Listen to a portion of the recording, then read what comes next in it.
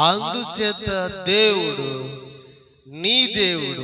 నీతోటి వారి కన్నా నిన్ను హెచ్చించినట్లు ఆనంద తైలముతో నిన్ను అభిషేకించెను. స్తోత్రం చెప్పండి. హల్లెలూయా. ఏమి చేశాడంట? నువ్వు నీతిని ప్రేమించి ఉన్నావు కనుక, అంటే దేవుని ఆజ్ఞను,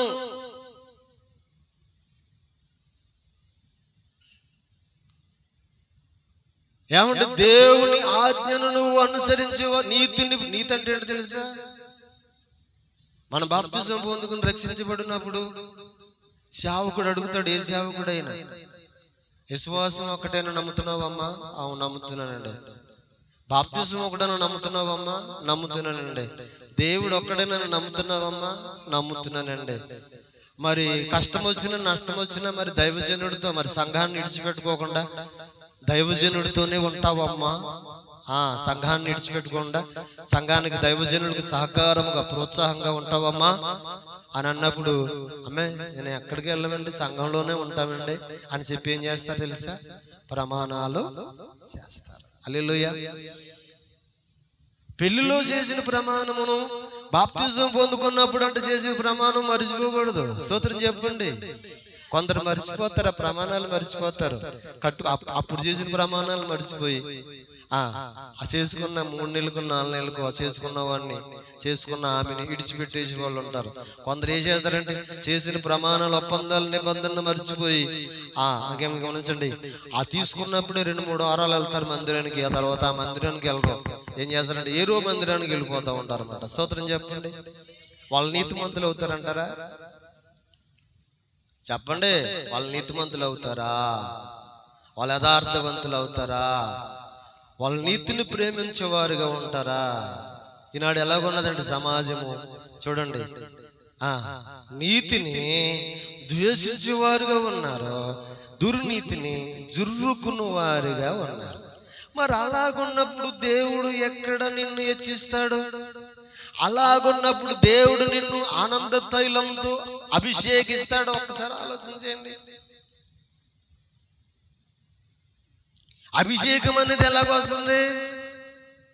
అభిషేక తైలాభిషేక పండుగలు రండే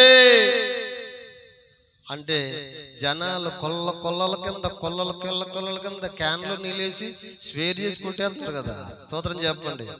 ఇంటికాడ కూడా తానం చేయరన్నమాట, అక్కడ తానం చేసి వచ్చేస్తున్నారు అందరూ కలిపి. స్తోత్రం చెప్పండి, గట్టిగా చెప్పండి.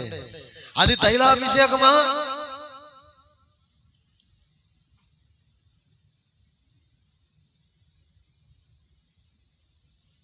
దేవుడి వాళ్ళ అభిషేకము.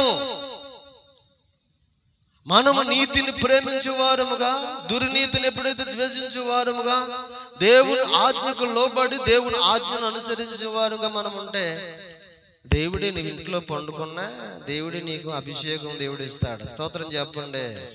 మనుషులు ఇచ్చే అభిషేకం అర్థమండి, నీళ్ళు కొట్టుకుంటామే అర్థం. హల్లెలూయా. నిజమండి, దేవుడు ఇస్తాడు. ఒక రోజున నేను అది ప్రభువుని నమ్ముకున్న తర్వాత ఈ బైబిల్ చూసేవాడిని అనమాట. నాకు అప్పుడు చదువు లేదు, ఈ బైబిల్ కూడా చదివేవాడిని కాదు. అప్పుడు బైబిల్ కూడా చదివే నాకు రాదన్నమాట. ఏం చేయాలి తెలియక నాకు చాలా బలహీనపడిపోయినప్పుడు నట్టింట్లోనే ఉన్నాను. మోకాళ్ళు, కాళ్ళు, చేతులు పనిచేయట్లా, లేవని పరిస్థితులు కలిగి ఉన్నాను. ప్రభువా, మరి నేను నమ్ముకున్నాను, నువ్వు ఒకసారి దర్శనం, నువ్వు మాట్లాడావు, నీ తోటి నేను తిరిగాను, నేను కలిగి ఉన్నాను బాబు, నా పరిస్థితి ఇలాగ ఉంది, మరి ఎవరైనా అడిగితే ఏం సమాధానం చెప్పాలి ప్రభు అని చెప్పి ఏడుతున్నాను అనమాట. నట్టింట్లో పడుకుంటే మరి గొప్ప దేవుడు 2 గ్లాసులతో మరి ఉన్నాయి, ఒకటి ఎర్రగా ఒకటి తెల్లగా ఉన్నది. 2 కూడా నన్ను అలా లేవనెత్తి తల ఒడిలో పెట్టుకుని, మీరు నమ్మండి నమ్మకపోండి, 2 గ్లాసులు నాకు పట్టించినప్పుడు ఒకటి చాలా అమృతం ఉందన్నమాట.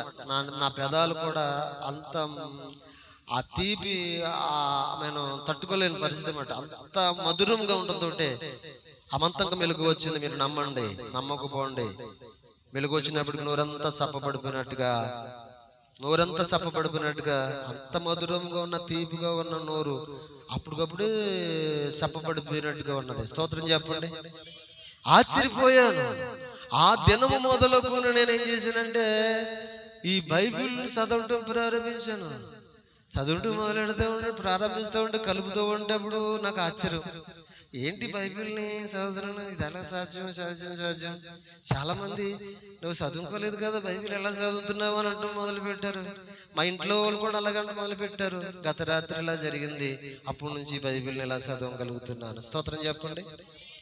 ఇది నిజమా అని అడిగినప్పుడు దేవుణ్ణి అడుగుతున్నాను, ప్రభు మరి ఏంటి ఇది, ఎవరైనా అడిగితే మరి ఏం సమాధానం చెప్పాలి అని అడిగినప్పుడు దేవుని అడుగుతా, రాత్రి 1 యోహాను పత్రిక 2వ అధ్యాయం 27వ వచనాన్ని దేవుడు చూపించి మాట్లాడుతాడు. ఏలు పెట్టుంది ఆ మాట చూడండి. 1 యోహాను పత్రిక 2వ అధ్యాయం దర్శనంలో దేవుడు మాట్లాడుతున్నాడు. మీరు నమ్మిన వారు స్తోత్రం చెప్తాం గట్టిగా. చాలా మంది అనుకుంటారా, ఓ దేవుడు అంటే అభిషేకించేశాడంట, మనల్ని ఎందుకు అభిషేకించడు, దేవుడు మనకెందుకు కనపడ్డో, అందరికి కనపడ్డో, అందరిని అభిషేకించడో. కొందరిని మాత్రమే ఆయన అభిషేకించగలిగిన దేవుడు. స్తోత్రం చెప్పండి గట్టిగా. నిజము, అందరిని అభిషేకించడు, కానీ కొందరిని మాత్రమే అభిషేకిస్తాడు. చూడండి ఆ మాటను 1 యోహాను పత్రిక 2వ అధ్యాయము 27వ వచనంలో ఆ మాటను మనం చూస్తే, అయితే ఆయన వలన మీరు పొందిన అభిషేకము మీలో నిలిచి ఉన్నది గనుక ఎవడును మీకు బోధింపనక్కర్లేదు. ఆయన ఇచ్చిన అభిషేకము సత్యమే గాని అబద్ధము కాదు. అది అన్నిటిని గూర్చి బోధించిన ప్రకారముగాను ఆయన మీలో మీరు నిలిచి ఉందురు. స్తోత్రం చెప్పండి గట్టిగా. నేను అనేక చోట్లకి వెళ్ళేవాడిని. అండి బైబిల్ క్లాసులు జరుగుతున్నాయి రండి, అక్కడ జరుగుతున్నాయి రండి, ఇక్కడ జరుగుతున్నాయి రండి అంటే వెళ్ళేవాడిని. వెళ్ళినప్పటికీ వాళ్ళు క్లాసులు చెప్తూ ఉంటే, మీరు నమ్మండి నమ్మకపోండి, అదేంటి ఇదేంటి అని అడుగుతూ ఉంటే, ప్రశ్నిస్తూ ఉంటే వాళ్ళు అంటూ ఉంటారు, నువ్వు ఎక్కడ ట్రైనింగ్ అయ్యావు చెప్పు అంటారు. స్తోత్రం చెప్పండి. నేను ఎక్కడ ట్రైనింగ్ అవ్వలేదు అంటాను నేను. మరి ఎక్కడ ట్రైనింగ్ లేకోకుండా మరి ఆ ప్రశ్నలు అలాగే వేస్తున్నావు, అవన్నీ ఎక్కడ నేర్చుకున్నావు, నువ్వు ఎవరు చెప్పారు నీకు చెప్పు అంటాడు. నాకు ఎవరు చెప్పలేదండి బాబు, నా బైబిల్ దగ్గర కూర్చుంటాను, బైబిల్ చదువుతూ ఉంటాను, నాకు తెలిసిన విషయాలు లేదు, నువ్వు ఎక్కడో ట్రైనింగ్ అయ్యావు అంటారు అలా. స్తోత్రం చెప్పండి. నిజం, నేను ఎక్కడ ట్రైనింగ్ అవ్వలేదు, నేను దేవుని దగ్గరే ట్రైనింగ్ అయ్యాను, దేవుని దగ్గరే నేర్చుకున్నాను, దేవుణ్ణి అడిగాను. స్తోత్రం చెప్పండి గట్టిగా. ఇక్కడ బైబిల్ ఏమంటుంది, పరిశుద్ధాత్మ దేవుడు ఏం తెలియజేస్తున్నాడు అని అంటే, అయితే ఆయన వలన మీరు పొందిన అభిషేకము మీలో నిలిచి ఉన్నది గనుక ఎవడును మీకు బోధింపనక్కర్లేదు. ఆయన ఇచ్చిన అభిషేకం సత్యమే. ఈరోజు నేను అంటాను, దురాత్మలు నన్ను చూసి విలవిలలాడించి వెళ్ళిపోతున్నాయి. దురాత్మలు పట్టిన వారిని వాళ్ళని పడగొట్టుకుపోతున్నాయి. దానికి కారణం నా గొప్పతనం కాదు, దేవుడిచ్చిన అభిషేకాన్ని బట్టి. స్తోత్రం చెప్పండి. నిజమే, దేవుని అభిషేకము ఎవరి పైన ఉండునో, దేవుడు ఎవరిని అభిషేకించుకుంటాడో, నేను దేవుని చేత అభిషేకించబడాలి, దేవుని అభిషేకం నా మీదకి రావాలి, నేను కూడా అభిషేకం పొందుకుని ప్రభువులో, కుటుంబంలో, సమాజంలో ఉండాలి నువ్వు అనుకుంటే, దేవుడు నిన్ను అభిషేకించడానికి శక్తిమంతుడై ఉన్నాడు. స్తోత్రం చెప్పండి గట్టిగా చెప్పండి. నిజమండి, దేవుడు అభిషేకిస్తాడండి, దేవుని అభిషేకం వస్తుందండి. దేవుడు ఎప్పుడు నిన్ను అభిషేకిస్తాడంటే, చదువుకున్న వాక్య భాగాన్ని చూసినప్పుడు, నువ్వు నీతిని ప్రేమించి దుర్నీతిని ద్వేషించేవాడుగా నువ్వు ఉన్నావు గనుక ఇదిగో నీ తోటి వారి కన్నా నిన్ను అధికముగా హెచ్చించి ఆనంద తైలముతో నిన్ను అభిషేకించుదును అన్నాడు. దేవునికి స్తోత్రం కలుగును గాక. ఏ తైలంతో అభిషేకిస్తాడంట? అమ్మా ఏ తైలంతో? ఆనంద తైలముతో అభిషేకిస్తాడు. దేన్ని ద్వేషించాలి మనం? దేనిని ప్రేమించాలి